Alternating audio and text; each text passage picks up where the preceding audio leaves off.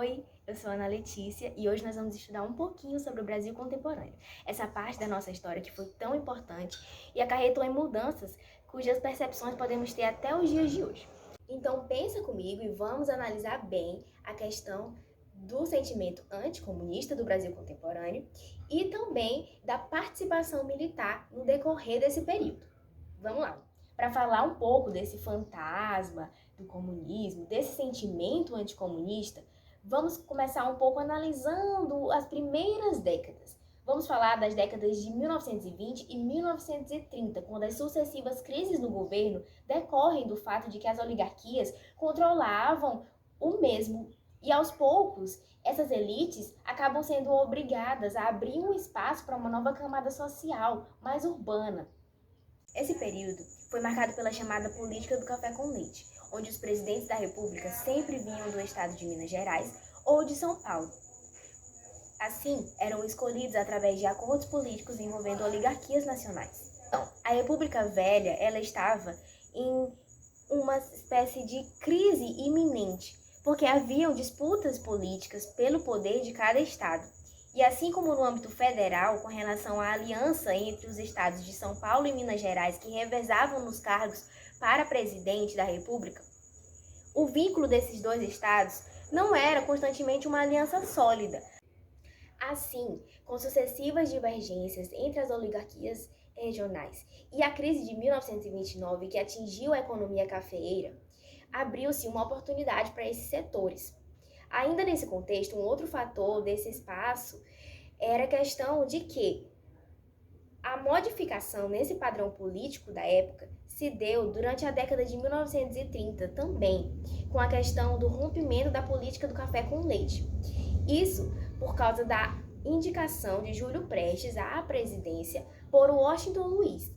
A partir daí, começou a se articular a chamada Aliança Liberal, que satisfazia algumas políticas opostas àquelas que os cafeeiros defendiam, que era uma aliança política entre mineiros, gaúchos e paraibanos que almejavam uma regeneração política, o voto secreto e alguns outros fatores.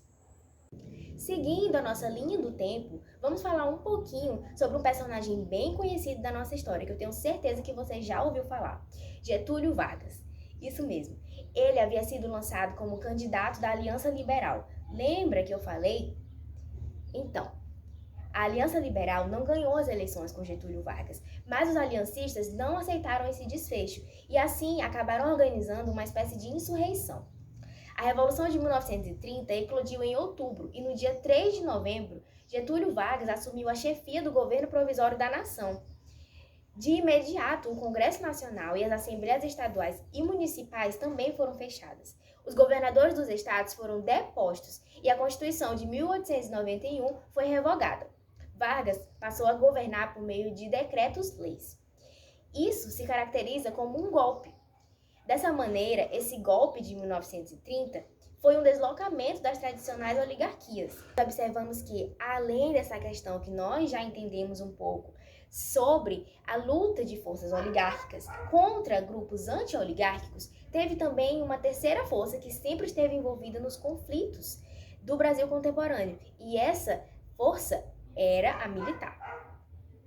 O próprio movimento revolucionário de 1930 também contou com a participação afinca desse grupo de militares, conforme Dulce Pandolfi nos traz mais uma vez. Ela nos explica que a condução desse movimento revolucionário ficou a cargo dos tenentes e de um grupo de políticos civis.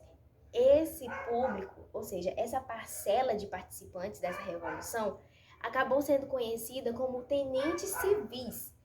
Alguns militares legalistas que haviam combatido as manifestações tenentistas da década anterior, como Góes Monteiro, também participaram de preparativos do movimento revolucionário de 1930, segundo essa autora. Agora, nós podemos analisar um pouquinho sobre a influência das forças militares aliadas à questão do fantasma do comunismo, em meados de 1937. Bom, Getúlio Vargas seguiria as eleições diretas que eram previstas pela Constituição de 1934. Ou melhor, pela Constituição que foi formulada durante o seu governo, diga-se de passagem. Assim, surgiram 3 candidatos à presidência: Armando Salles, José Américo de Almeida e Plínio Salgado.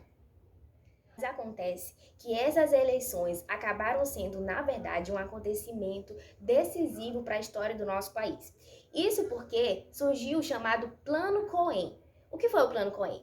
Foi uma espécie de golpe comunista que foi divulgado através da imprensa. Vários jornais noticiaram que o Brasil estava prestes a sofrer um golpe para que fosse implantado um governo comunista no país.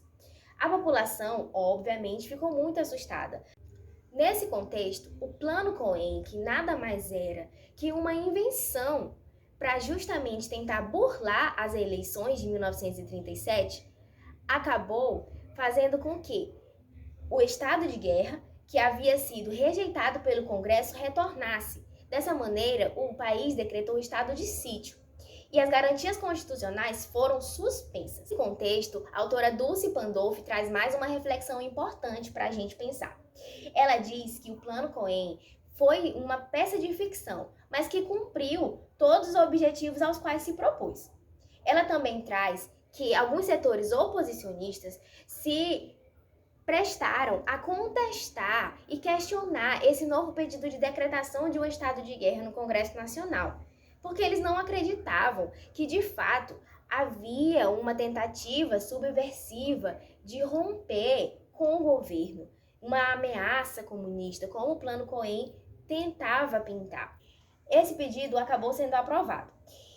Isso porque havia uma suspeita de que, caso essas medidas não fossem aprovadas, o Exército fecharia o Congresso.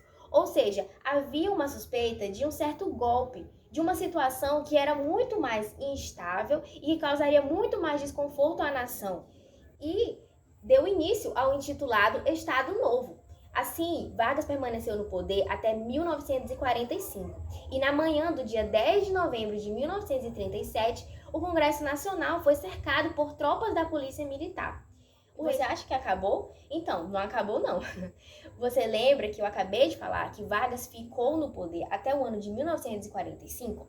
Então, vamos dar um pequeno pulo temporal e falar mais uma vez sobre um outro acontecimento dentro do Brasil contemporâneo que juntou esses 2 pontos, o fantasma do comunismo e a intervenção das forças militares.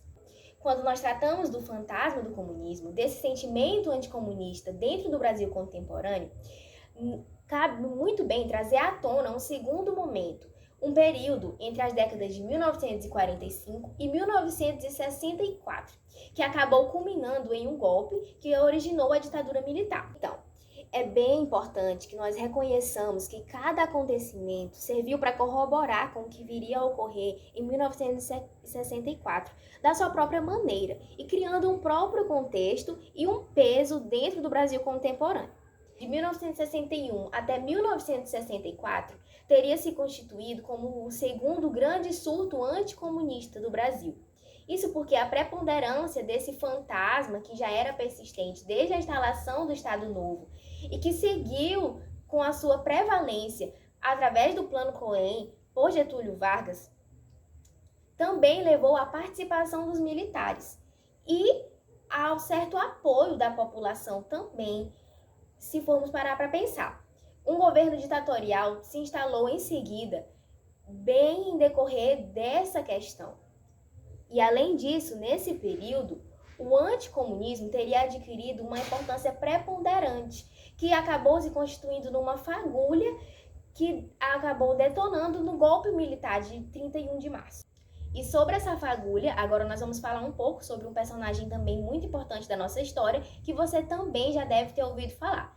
O nome dele era João Goulart, e ele teve que lidar com vários desafios socioeconômicos relacionados à inflação, à estagnação econômica e à perda de poder aquisitivo dos trabalhadores em seu governo. A proposta para a solução desses problemas foram as chamadas reformas de base. Mas essas reformas não foram tão bem recebidas pela classe média, porque eles acreditavam que de alguma maneira perderiam alguns direitos com essas reformas. Além disso, as camadas da elite, elas acabaram sendo contrárias aos interesses dos grandes proprietários rurais. E assim, elas se apoderaram da ideia de que essas reformas eram advindas do comunismo e acabariam sendo uma espécie de ajuda para que um golpe da esquerda viesse a tomar parte do governo nacional. E assim, com essa polarização entre esquerda e direita e a mobilização das respectivas forças políticas dentro do cenário nacional, o fantasma do comunismo pareceu bem mais real do que realmente foi.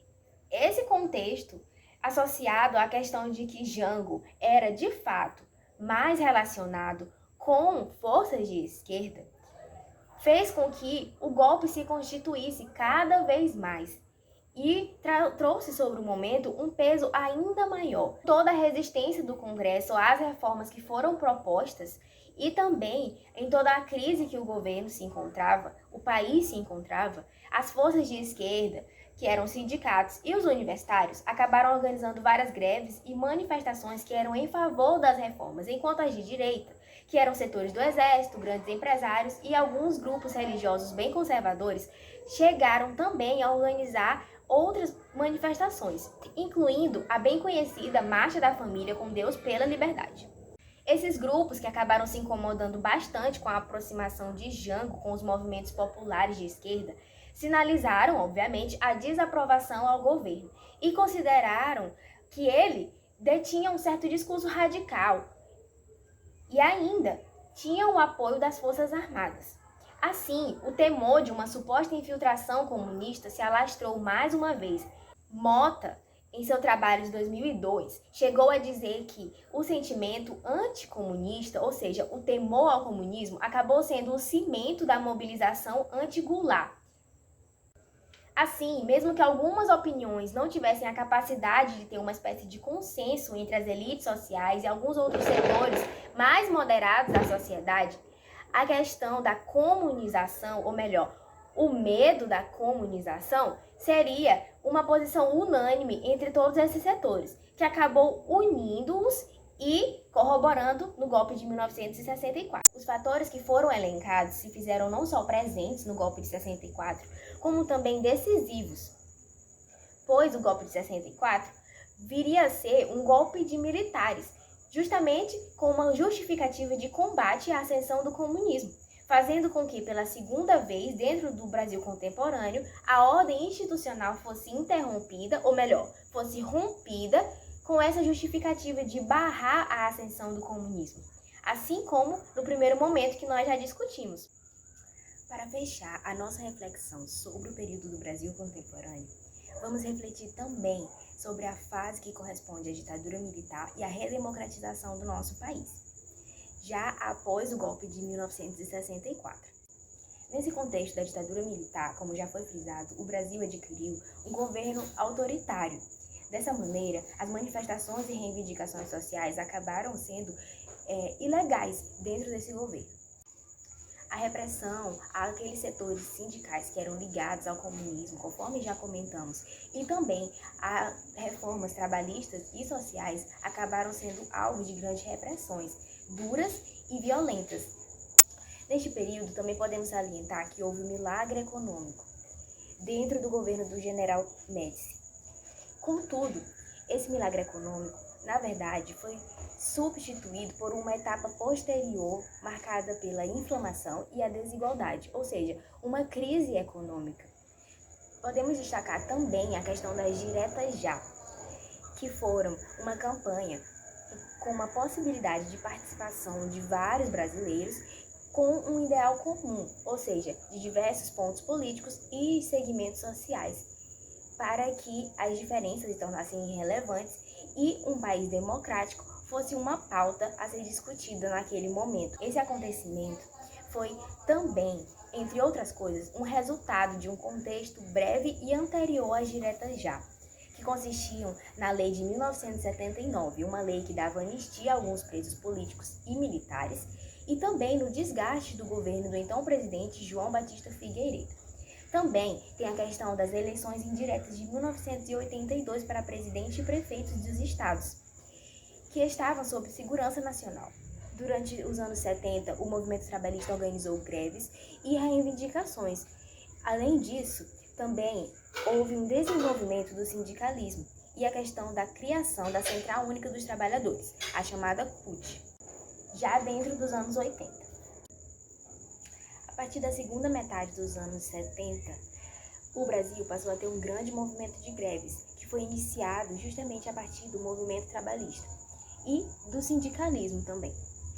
Passaram a ocorrer greves e, por conseguinte, também ocupação de fábricas, empresas, e estes acontecimentos, estes movimentos se espalharam por todo o país. Assim, nós observamos que os movimentos sindicais e dos trabalhadores tiveram uma grande influência dentro do período do Brasil contemporâneo. Isso porque fizeram com que as mudanças nos seus setores se transmitissem também à política brasileira. Assim, de acordo com a organização de seus respectivos movimentos, elegiam membros que lutavam pelos ideais dos seus setores e assim puderam conquistar alguns espaços e garantir alguns deveres que deveriam ser dados a eles e ao resto da população também. E aí, agora você entendeu porque eu disse no início do vídeo que a história do Brasil contemporâneo tinha muitas reviravoltas? Pois é.